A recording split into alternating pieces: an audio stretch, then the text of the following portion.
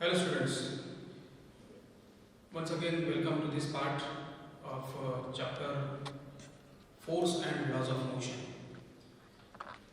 In the previous video, we have seen about the resultant force, the concept of the resultant force, and while discussing the concept of resultant force, we have seen that the definition of the resultant force is nothing but resultant force is a single force. Actually, we have seen that it is actually a single force.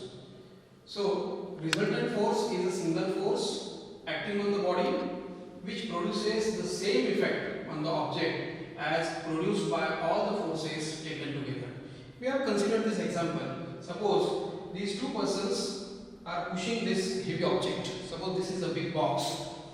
So, one person, the force which is applied by the one person over here is not sufficient enough to push this particular box or to apply the force on this box.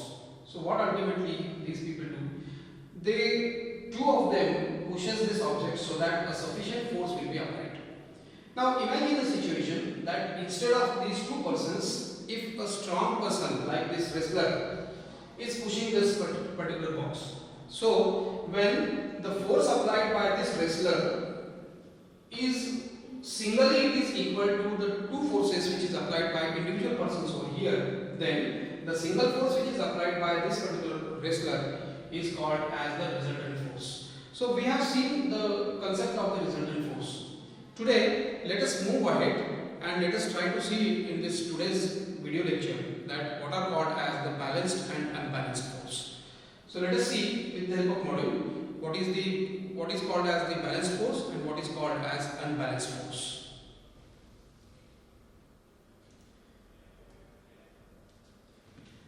Now before actually telling what is called as the balanced force and unbalanced force, the name itself suggests balanced and unbalanced. In normal day-to-day life also we use this word balanced and unbalanced. Before actually dealing what is the definition of balanced and unbalanced force, let me give you the example. By seeing this example, ultimately you can come to know what does it mean by the balanced and unbalanced force. You very well know the sport, you very well know tug of war, and in this tug of war there is a rope, and on both the sides of the rope some people or participants are pulling the rope towards them. Imagine a situation that these persons are applying the force in this direction and these much persons are applying the force in this direction. Now what happens? The persons who are capable enough to apply a larger force will be the winner in this situation. So the force applied by both the ends from both the sides gives us the concept of what is called as the balanced force and unbalanced force. First let us try to see the definition of the balanced force over here. So what does it mean by the balanced force? If you see the definition of the balanced force, the definition will be like this. Many times in examination also the definition of balanced and unbalanced force is asked. So what is the definition? Let us see the definition first. When the forces acting on the body cancel out the effects of each other such that the resultant force is zero. Now we have seen the definition of the resultant force. Here the definition of the balanced force tells us that there are two forces or more than two forces acting, but when these forces cancels out the effect of each other, then such type of forces are called as the balanced force. Let us read the definition once again. What is the definition? Because definition is lengthier. The definition consists of some words over here which needs to be explained, explanation over here. So let us see. When the forces acting on the body cancels out, this word is important over here. Cancels out. Cancels out means the two forces are cancelling each other. So when the two forces are cancelling each other, the effect will be null. So cancels out the effects of each other such that the resultant force is zero. Now if you see this particular example, you will see that the force applied by these persons, these players from this side, and the force which is applied by these persons from this side, both the forces are equal. Let us take an example that suppose the force applied by these much participants are nothing but 300 Newton and the force applied by these much players is nothing but 300 Newton. So on both the sides the force applied is the magnitude of the force is same, since the magnitude of the force is same, both the forces cancels out the effect of each other. Now there are some important properties related with the balanced force. Let us see one by one what are the properties. If number of forces acting on the body produces zero acceleration, the forces are called as the balanced force. This is one of the definition, or you can call this as an effect, you can call this as one of the property of the balanced force. Now what does it gives? Whenever the balanced force is applied on the body, when any body is subjected to the balanced force, then with the help of those balanced force over there, the acceleration in the body is zero. So this is one of the important outcome of the balanced forces, that if number of forces acting on the body produces zero acceleration. Please understand, this is very important concept over here, that because of the balanced forces, always when a body is subjected to the balanced forces, there is absolutely no acceleration on the body. The body will be, if at all, it will be on steady state, it will be on that particular position. So number of forces acting on the body, if those forces are balanced force, then there will be no acceleration produced in the body. Sometimes what happens, the balanced force is applied, acceleration does not happen in the body, but sometimes because of the balanced force, the body may undergo some changes. That particular change is nothing but change in terms of the shape of the object. So if suppose I have a balloon in my hand, so whenever I press the balloon from both the sides, then though the magnitude which is applied on the balloon with the help of two sides, the forces are balanced, but because of the balanced force, no acceleration, but there is a change in shape happen to be there. So though the balanced force do not produce any acceleration, these forces may produce a change in the shape of the body. Now what happens if the forces are not balanced? Let us try to understand it with the help of one example. Now what happens during this tug of war, if suppose these players apply 400 newtons in this direction, towards this direction, and if suppose these players are not sufficient enough to produce the 400 newton, but rather they have applied a force which has a magnitude of 300 newton, which are pulling towards this edge. So obviously the 400 newton which is given in this direction is more as compared to this 300 newton force which is given in this direction. So certainly in this example we can't call these forces are balanced force. So whenever such situation will be happening that the forces are not balanced, obviously this rope will be pulled, or these players will be pulled toward this side, because in this way this particular force produces an acceleration. So this is about what is called as the balanced force. What is the effect of the balanced force? How exactly the acceleration happens to be there when the unbalanced force is there. Whenever the balanced forces are there, there is no acceleration produced. Now we have also seen that because of the balanced force, though on some objects the balanced force is applied from both the ends or both the sides, though there is no acceleration, but because of the balanced force, sometimes it is quite possible that the force produces a change in that object, that is nothing but because of the balanced force. Now let us try to see what does it mean by the unbalanced force.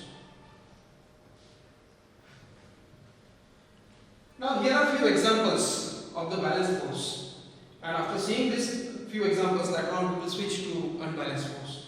Now here one box is there, from both the ends the two persons are pushing, but these are forces which are applied by the two persons in opposite direction. So whenever the magnitude of the force which is applied by both the persons from both the sides are same, that means the force applied in this direction and the force applied in this direction, the magnitude is same, then in that case the box will not move.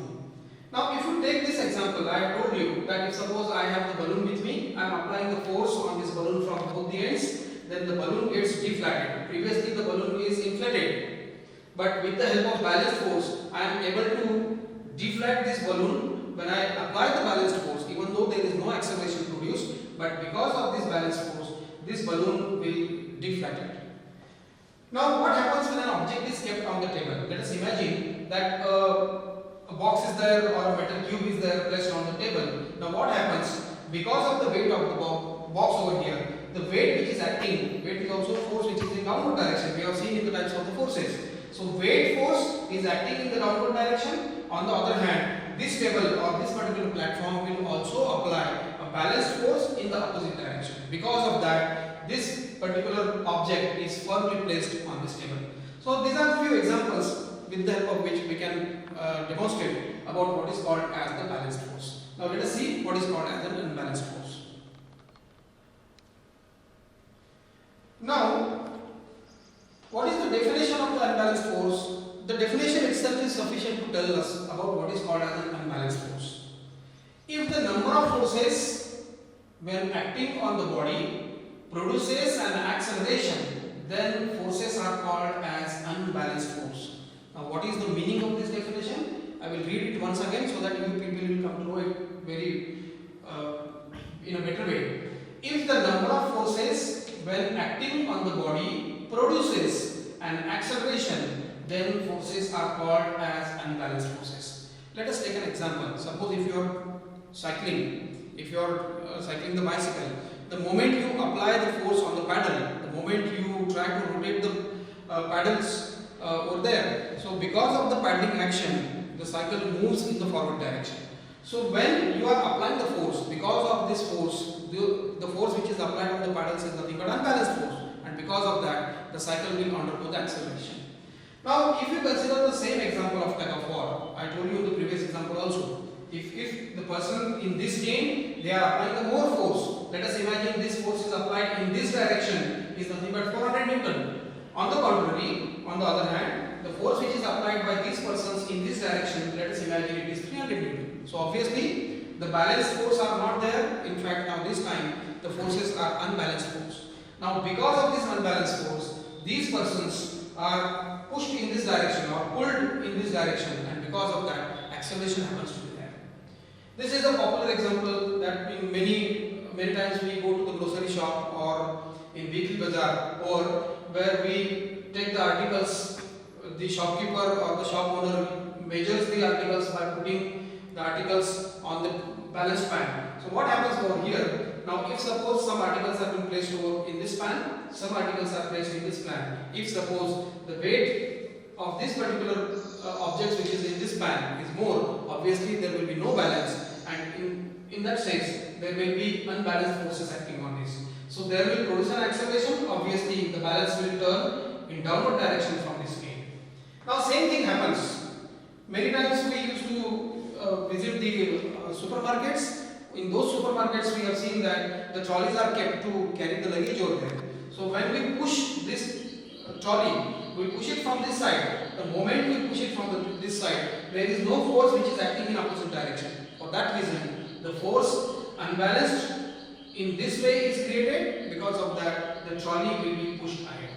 Same example we can take in terms of the hockey game or in terms of the football, where you hit the ball with the help of this hockey stick, or you kick the football with the help of your leg.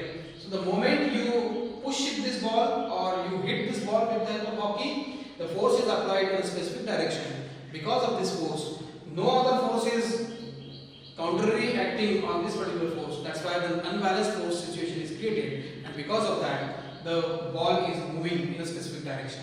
When you kick the football, actually you are applying the force with the help of your leg. The moment you apply the force by kicking the football, there is no any force which is acting in opposite direction, and because of that, the ball will be going in the desired direction where you are kicking the ball. Now, many times we used to consider this drawer also, where we pull the drawer. The moment we pull the drawer, the force is applied towards you. You apply the force in terms of pulling. So this force is created is nothing but an unbalanced force. Here also, the unbalanced force produces the acceleration. So if you see all these examples where we have seen that because of the unbalanced force which is acting on the body produces an acceleration. So because of the unbalanced force, the body produces an acceleration. So this is about what is called as the balanced force and unbalanced force. This is all about the today's video. In next video, we will see the second part, the part in this chapter that is nothing but the laws of motion. So first part I told you in the very first video that we will divide this entire chapter in few parts. First part complete over over here that we have defined the force, we have seen about the different types of the forces, we have seen what is called as the balanced force, we have also seen what is called as an unbalanced force. This first part completes over here. In second part, from next video lecture, we will be dealing about what are called as the laws of motion by starting it with the help of Galileo's experiment. Thank you.